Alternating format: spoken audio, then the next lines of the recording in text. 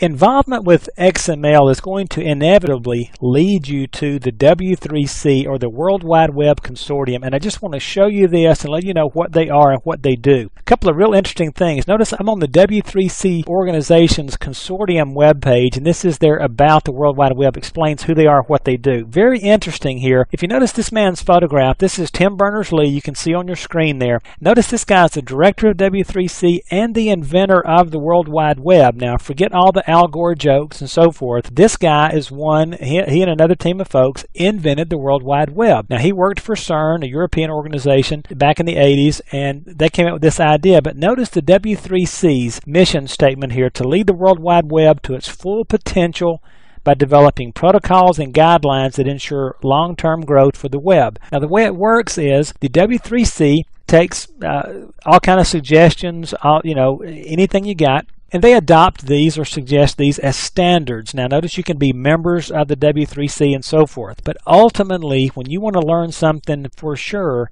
about XML, this is the place you need to come. These guys are kind of handling the standardization and implementation of XML, as they are a lot of other web technologies. I'll click and go to the home page of the World Wide Web Consortium, and if you'll notice down the left side, here are some of the various technologies that they're overseeing.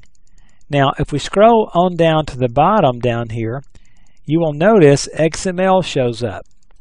And here's XML, and by clicking on this link, we can start off and look at XML specifications, working groups, and so forth. So use this as a resource. The W3C is the governing body that's determining how XML is implemented, in what fashion and what format, and we'll talk about this, believe it or not, when we talk about some of the Microsoft implementations of this. Most companies have little quirks about how they've implemented XML, and then usually in later versions they come back into specs. So you need to understand XML is a developing technology. It's also an evolving technology. So don't really marry too closely some of the things that you're doing here, because they are going to somewhat change over time. Although it's fairly safe to say that the basic workings of XML are pretty much set in stone at this point. So this is your resource to go to. And let me point out something right down here in the middle of the page. Notice they're saying this is not the place to find tutorials, products, courses, or books, or other XML related information. This is just to show you how XML is being governed and some of the purposes of it and so forth.